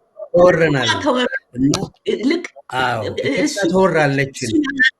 ምን መሰለህ፣ እሱን እኮ የኢትዮጵያ ህዝብ እኮ አዲስ አበባ ላይ የሌላ ሰንደቅ ዓላማ ሲውለበለብ ያያል፣ ሲኖረው ያያል። ምንም ጥያቄ የለውም። መውጫ መንገዱ ነው አሁን የሚያስፈልገን። መውጫ መንገዱ ስትወረር ምንድን ነው የምታደርገው? ቱሃን ቤትህን ሲወረው ምንድን ነው ታጠፋዋለህ። ይሄ የሚነገር አይደለም። ያወቀውን አውቆታል። ያወቀውን በስራ ላይ ምን ያደርጋል? የራስ ማንነት የራስ ልቦና ሙሉ መሆን አለበት። ልቦናቸው ደግሞ ሙሉ እንዲሆን ቀን በቀን የእኛ ቤጤ ሰዎችም አይዟችሁ፣ በርቱ፣ ታገሉ፣ የእናንተ ነው፣ ተከታይ አትሁኑ። ዝም ብለህ የማንም ደጋፊና ተደጋፊ የከሌ ተከታይ የከሌ ምናምን አይደለም። ቅድም ያልከው እያንዳንዳችን የራሳችን ሀገር ነች፣ የራሳችን መብት ነው፣ የራሴ ህልውና ነው ብሎ መነሳት እንዳለበት እንጂ መወረርማ ምንም ለኢትዮጵያ ህዝብ እንደውም በጣሊያን ወረራ ምናልባት ያልሰማ ሰው ሊኖር ይችላል። አንዳንድ ቦታ አሁን ከዳር እስከ ዳር የሚያየው ነው። ተማሪው መንገድ ላይ ፈሶ እያለ ነው። ህዝቡም ይናገረዋል፣ አውቆታል። ይሄ ውስጥ እንዳይዳክርና በበታችነት በተወራሪነት በበታችነት ስሜት እንዳይኖር ይሄ ጄኖሳይድ የተደረገበትን የአእምሮ ስልት የአእምሮ ጤንነት መመለስ መገንባት ነው የኛ ስራ። መገንባት አንዱ በአሁን የኔን ትውልድ ምሳሌ ያደረግኩት ወድቀንም ተነስተንም ይሄው አገር እንድትኖር አድርገናል። የአሁኑ ወጣት ያን ካላደረገ ነገ ሀገር አትኖረውም። አሁን እኮ የምንታገልላት ሀገር ስላለች ነው። ያ አይኖርም። እሱም ከጎን ነው የሚቀረው ለማለት ነው። ለመደምደሚያ እንግዲህ አንዳንድ ማሳሰቢያዎች ካሉ አሳስብና የዛሬውን በዚህ እናጠናቅቃለን። እንትኗን አሁን ይችን የጠቀስኩበት ወረራ የተባለው እንደ ቀድሞ ይህን ትላንትና ይህንን ጥጃ ቅድም የጠቀሽውን 7ኛ ክፍል ውዳቂ ነፍሰ ገዳይ ደጋግመን እንደምንለው እሱ አይደለም የሚወቀሰው። እሱን የመሰለ ውዳቂ ለመቀበል ፈቃደኛ የሆነ ህዝብና እነሱን ይካድም የነበረ ህዝብ ጭምር ነው ይሄን እንትን የሚለውና ዛሬ መታየት ያለበት በምናምንቴ የመለወጥ ጉዳይ አይደለም። ኢትዮጵያ ተወራለች። ኢትዮጵያን ነፃ የሚያወጣው ፋኖ ነው፣ ምንም በማያወላዳ። ኢትዮጵያንም የኔ ቅድመ አያቶች የኢትዮጵያን ዳር ድንበር አስከብረው የነበሩ ፋኖች ናቸው ኢትዮጵያን የፈጠሯት። አሁንም በፋኖ ነው ነፃ የምትወጣው። እነኚህ ወራሪዎች እንደ ማንኛውም የውጭ ወራሪ ሊታዩ የሚገባቸው ናቸው። ከዛም በላይ ጣሊያን ያላደረገውን ያደረጉ ህዝብ አምኗቸው እዚህ ሀገር ኖረዋል ተብለው 400 ዓመት የፈጸሙትን ወንጀል የማረን ህዝብ አጥፍተው የወራሪ መንግስት ለመቆም በኢትዮጵያ በቀረነው በተወላጁ አጽመ ርስት መንግስት ለማቆም የቃጣን ወራሪ ድርብ ወንጀለኛ ሀገር የከዳ በዘር ፍጅት እንትን ያለ ትውልድ ያጠፋ ይኸው አሁን የምንዋይበትን ስርዓት የወጣቱን ይህን የወለደ ምንትን ለዘለቄታው ድራሽ አባቱ መጥፋት ያለበት እንትን ነው። በጥገና እንትን የሚላል መጥፋት መወገድ ያለበት ነው። እያንዳንዷ በጠላት የተወረረች ርስቱ የተቀማ ባለፈው ርስት የአባት የእናቱ እርስት የተቀማ አጽመ ርስቱን ከጠላት የሚያስመልስበትም ጊዜ ነው። 50 ዓመት የተቃጠለበትና እሱ በዛች ላጠቃል አበባ ልክ ነው። አዎ፣ አይ በጣም ጥሩ ነው። አሁን እንደውም ፋኖ ስንል እኮ ወጣቱ ነው ወጣት ነው አሁን ዛሬ ጠመንጃ አንስቶ የሚታገለው። ስለዚህ ፋኖም እንደ ድሮ መመለሻ ቤት፣ እንደ ድሮ መንግስት፣ እንደ ድሮ የሃይማኖት ቤት ስለሌለው አስቦና ራሱ ተደራጅቶ ዝም ብሎ ሊያረጉት እንደሚፈልጉ ተራ ሽፍታ ሳይሆን የፖለቲካ ስርዓትን ቀይሮ የሀገሩ ባለቤት እንዲሆን ነው ዋናው። ፋኖ ነው ወጣቱ። እንደምታየው 70% የኢትዮጵያ ህዝብ ወጣት ነው ካልን፣ ስለዚህ ምንድነው ለዚህ ስር ነቀል የሚያበቃን ነው። አሁን ላልከው ያ ቁስል ቅድም ያልከው በቀደም የሚያነሳ ነው። ቁስልን ምንግል አድርጎ ከስሩ ካልወጣ መልሶ እንትን ይላል። ያን ለማድረግ ደግሞ ሀሳብ፣ መርህ አስፈላጊ ናቸው። ዝም ብሎ በግብታዊነት የሚሰራ ሳይሆን ፋኖዎች መሳሪያ አንስተናል፣ ውስጣችን የገቡ በውጭ አሉ፣ አስመሳዩን አጣርተን ይሄ የወጣት አእምሮ ሊያደርገው የሚችል ነው። የወጣት አእምሮ እኮ ለዚህ እኮ ነው በልጅነት መማር ወጣትነት ምን የምንለው እኮ ይሄ ሁሉ ይቻላቸዋል። እና ሳናዘናጋ ዝም ብሎ ሸፍቶ የሚቀመጥ ሳይሆን ፋኖ ውስጥ እንዴት አድርገን ራሳችንን አጠናክረን ሌባውን ከጨዋው ቀጣፊውን ከእውነተኛው ለይተን ምን አይነት መርህ በጣም ብዙ ሰርጎ የገባለ መሄጃ ያጣ ወጣት አለ። ዝም ብሎ የገባለ አብይ ልኮት የገባለ እነ ማናቸው የሚባሉት በአዴን ምናምን ይኖራል። ይሄ ሁሉ በወሬ ሳይሆን በውስጥ የራሳቸው ወንፊት የራሳቸው ማጣሪያ እየሰሩ እያጣሩ ተደራጅተው ሚስጥራዊ ሆነው እስካሁን እንደተደረገው ብቻ አይደለም። ምክንያቱም ሊበላ የቻለው በዛ ምክንያት ነው። በእንደዚህ አይነት አጉል በሆኑ ሰዎች ወጣቱ እንዳልኩት ነው። በመለስ ጊዜም ተነስቶ ተበልቶበታል። በደርግ ጊዜ ተነስቶ ተበልቶበታል፣ ተቀምጧል። አብይ ሲመጣ ተቀምጧል። አሁንም እንዳይቀማ ፋኖም በለው በከተማም ውስጥ የሚታገለው በእንቢተኝነት በማደም ሰራተኛው በማደም ምን በማለት ምስጢራዊ በሆኑ ስራ እየሰራ የራሴ ባለቤት ነኝ የሚለው መጀመሪያ ይወቅ፣ ይዋሃደው እንጂ ግልጽ ነው። እና ከአንተ ጋር ነኝ። እነ ምንም ችግር የለም። እኔ ያወቅነው ሌላው እስኪያውቅ ከምንጠብቅ ያወቁት ደግሞ የሚቀጥለውን ስራ ይስሩ ነው። ወጣቱም ውስጥ ከነቃም በኋላ እዛው እንዳንረግጥ ብዬ ነው። አንዳንዱ ገና አሁን ብንን ያላለ የአማራው ጥያቄ ገና አሁን አብይ እንደመጣ 2-3 ዓመት ጦርነቱ ከተከፈተ የጀመሩ አሉ። እንደንትን ይቆጥራቸው ነው እንዴ አንቺ ሀገር ወሎ ተሄዶ ቃለ ምልልስ ያው የሰው የዋህነት እንደ ደግ ተቆጥሮ ውዳቂ ነፍሰ ገዳይ አንቺና እኔ ነበርን። እንደውም በወሩ ነው በሁለት ወሩ መንጠልጠል አለበት ያልኩት የአንድ ልይ ማን ነው ጡት ያሰራ የውዳቂ ነው አኖሌ የተባለ ጡት መቁረጥ የእሱ ዘመዶች ባህሪ ነው መገለጫ ነው። እና ጡት ፈንትን በተባለበት ጊዜ ትዝ ይልሻል ዛሬ 6-7 ዓመት እና ዛሬን ህዝቡ በቅንነት እንደው ይችን ልድገማት የወያኔንም እንደ ኢትዮጵያ ቆጥሮት ነበረ። አይደሉም እነኚህ ሰዎች እነኚህ ወራሪዎች ናቸው። ይሄን ነው የኢትዮጵያ ህዝብ በተለይ አማራው ሊቆርጥለት የሚገባው። ለ90 ዘመናት በሞቱን በሰላም የኖረባት ዘመን በአፄ ኃይለ ሥላሴ የ33 ዓመት እንትን ነው። አማራ ባልመራት ኢትዮጵያ ሲታረድ ሲከተፍ ሲሰደድ የኖረ ህዝብ ነው። አያት ቅድመ አያቶቹ 94% የኢትዮጵያን አርበኛ የፈጠሯት አገር ውስጥ እነኛ 1% እንኳን 1.5 አርበኛ ያልነበራቸው አረመኔዎች ይሄን ያደረግን እኛ ነን፣ አጥፊዎቹ እኛ ነን። አሁንም አገር መረከብ ነው ያለብን። ቀደም ያሉት ወራሪዎች ናቸው። ይሄን ነው እንደው ላሰብልገው ባርባሪያንስ ይላሉ ፈረንጆች have the ability to destroy civilization ምንም የሚጠየቅ አይደለም። አረመኔ ከሆንክ ዋጋውን አታውቀውም። ሄደህ አንዱን ስታፈርስ ምናምን እሱ ሁሉ ያለ ነው።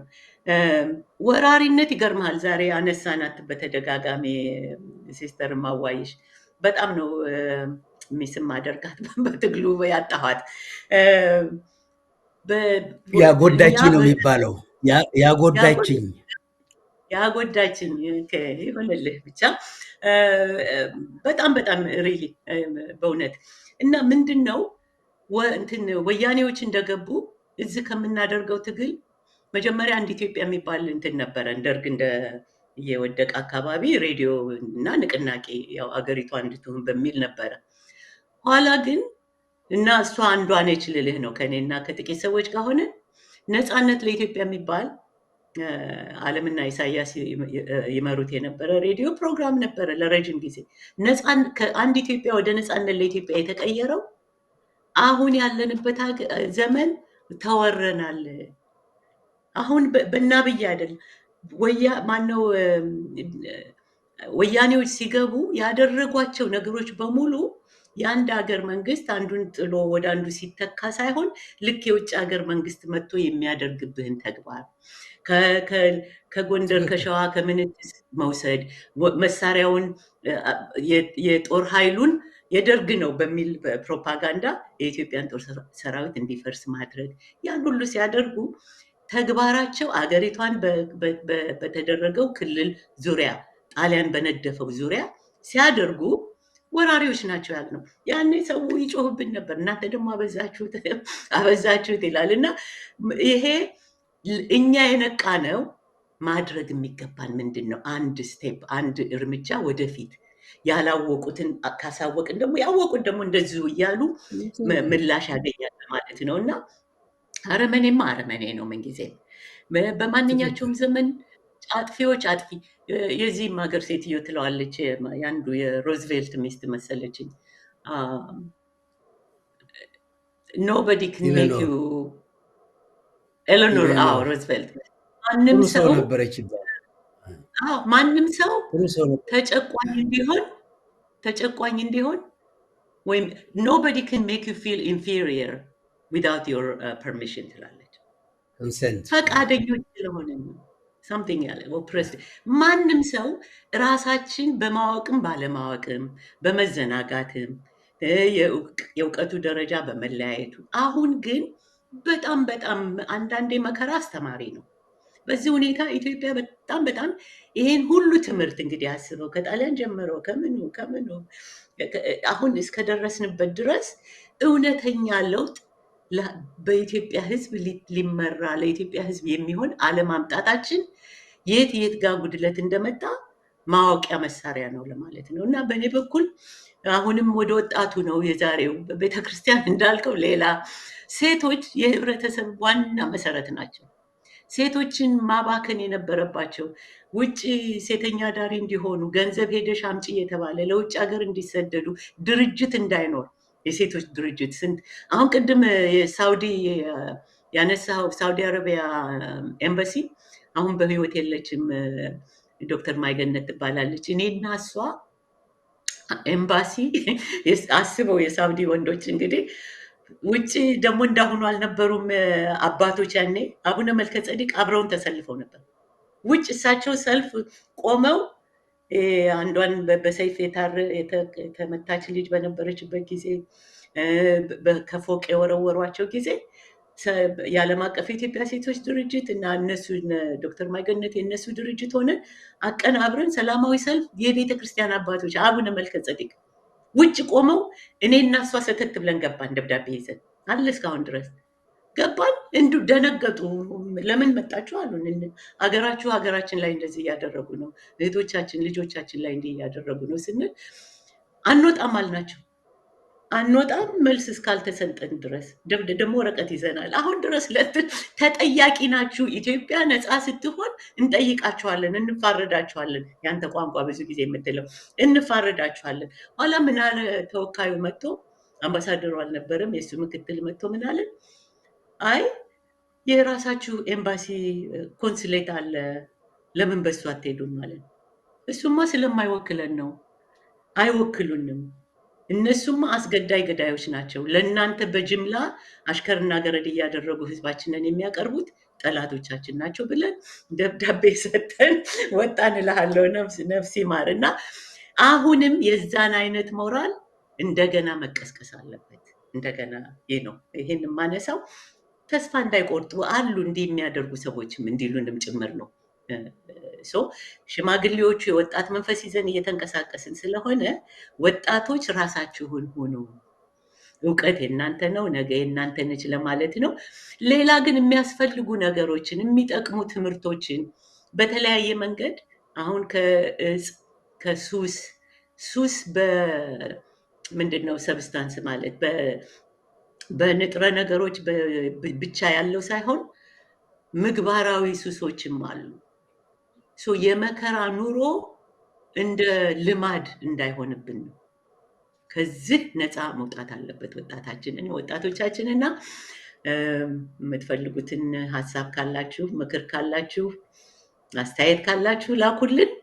በተረፈ ሌላ ጊዜ እንግዲህ በሌላ ዝግጅት እስክንገናኝ ሰላም ቆዩን። ዶክተር ደብሩስ ደህና ዋል። ደህና ምሽ። አሜን።